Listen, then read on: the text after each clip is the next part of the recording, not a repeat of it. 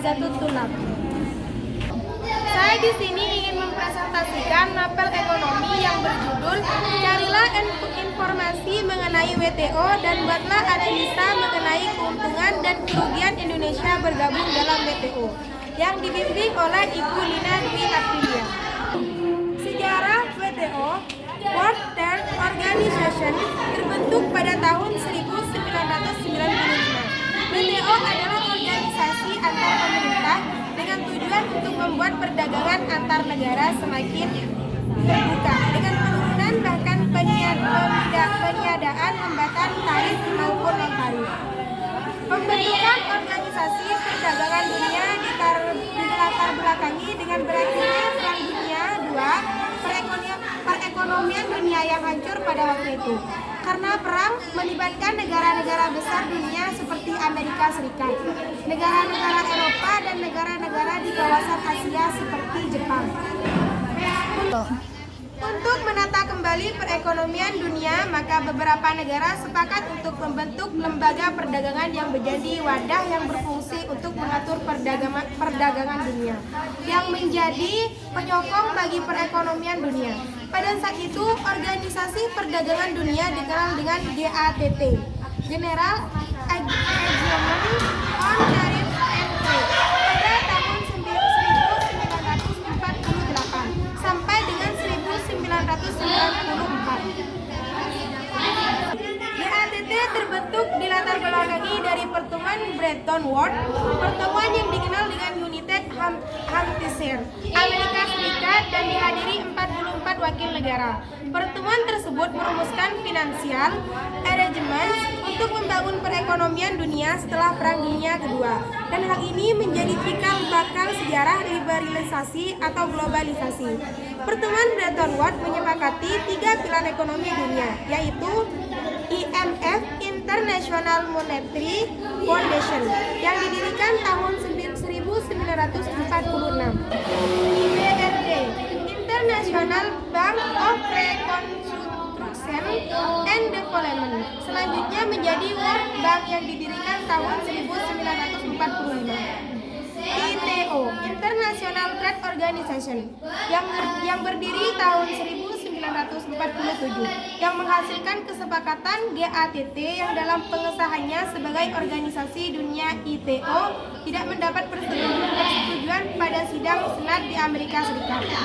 Situasi ini berlaku cukup lama, dan di lain pihak organisasi perdagangan ini harus berjalan. Oleh karena itu, nama kesepakatan GATT dijadikan nama organisasi sementara, karena nama resmi organisasi belum bisa sampai akhirnya WTO terbentuk secara resmi pada tahun 1995. GATT membantu membangun sistem perdagangan multilateral yang semakin liberal melalui perundingan perdagangan. Kesimpulan negosiasi putaran Uruguay menyebabkan terciptanya kesepakatan baru, seperti perjanjian umum perdagangan jasa GATS dan pembentukan organisasi perdagangan dunia WTO pada tahun 1995.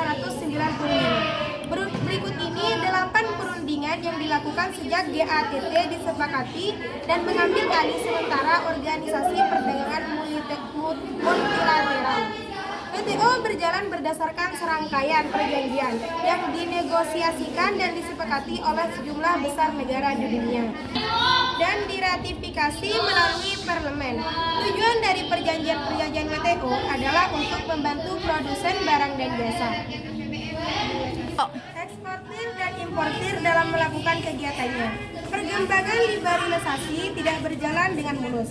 Pengambilan keputusan di WTO umumnya dilakukan berdasarkan konsensus oleh seluruh negara anggota. Kesepakatan yang diambil harus disetujui oleh setiap negara anggota. Single undertaking. Kalau ada satu saja negara yang tidak setuju, maka kesepakatan tidak dapat diambil. Keadaan ini yang menjadikan setiap putaran tingkat tinggi yang dilakukan oleh General Council setiap 2 tahun dan yang dihadiri oleh setiap menteri perdagangan negara anggota. Anggota mengalami hambatan. Stagnasi dimulai sejak perundingan di Seattle, US 1999, di Cancun, Meksiko 2003, di Hong Kong 2005, di Jenewa 2008, bahkan yang dilaksanakan di Bali 2013. Hal ini terjadi karena perbedaan kepentingan antara negara-negara maju dan negara berkembang. Saat ini WTO sudah memiliki lebih dari 160 negara anggota. Tujuan dan fungsi WTO. Dalam pembukaan yang terdapat pada Marrakesh Agreement yang berisi penetapan WTO, semua pihak yang ada pada perjanjian tersebut sepakat tujuan yang ingin dicapai melalui sistem perdagangan multilateral untuk 1. Meningkatkan standar hidup, 2. Menjamin terciptanya lapangan kerja, 3. Meningkatkan produksi dan perdagangan serta mengoptimalkan pemanfaatan sumber daya dunia. Sedangkan yang menjadi fungsi utama dari WTO adalah sebagai forum bagi para anggotanya untuk melakukan perundingan perdagangan serta mengadministrasikan semua hasil perundingan dan peraturan-peraturan perdagangan internasional. Selain itu, fungsi WTO diantaranya adalah 1. Mengatur perjanjian antar negara dalam perdagangan, 2.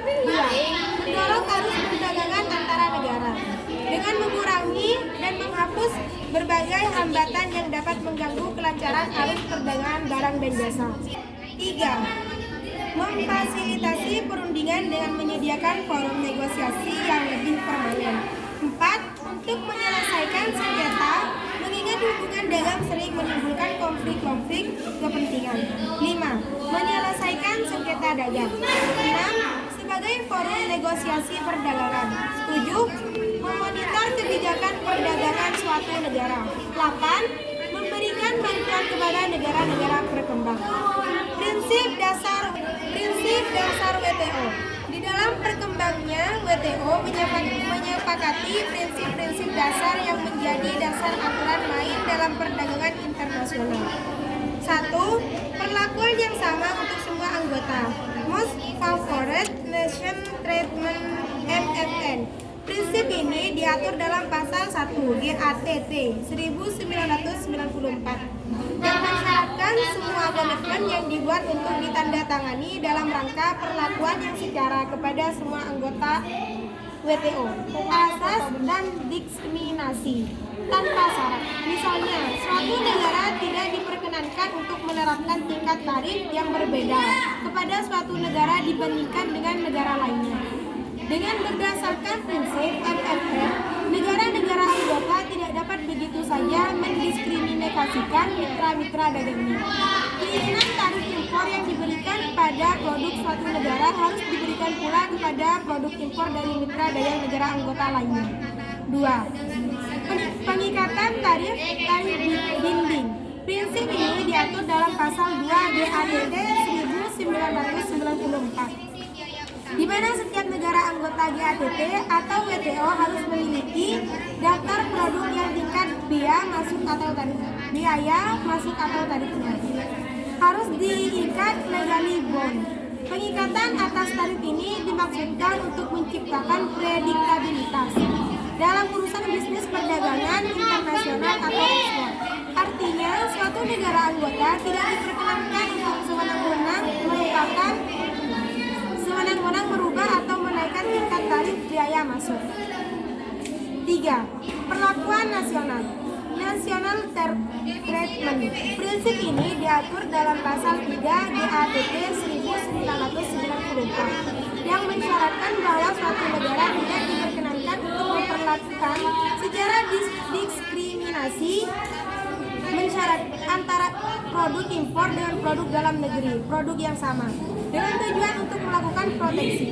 Jenis-jenis tindakan yang dilarang berdasarkan ketentuan ini antara lain pungutan dalam negeri, undang-undang, peraturan dan persyaratan yang mengaruhi penjualan, penawaran, penjualan, pembelian, transportasi, distribusi atau penggunaan produk, pengaturan tentang jumlah yang mensyaratkan campuran, pemrosesan atau penggunaan produk-produk dalam negeri. Negara anggota diwajibkan untuk memberikan perlakuan sama atas barang-barang impor dan lokal, paling tidak setelah barang impor masuk pasar domestik. Yang 4. Perlindungan hanya melalui prinsip ini diatur dalam pasal dan mensyaratkan bahwa perlindungan atas industri dalam negeri hanya diperkenankan melalui tarif. Cukup sekian presentasi dari saya, kurang lebihnya mohon maaf. Wassalamualaikum warahmatullahi wabarakatuh.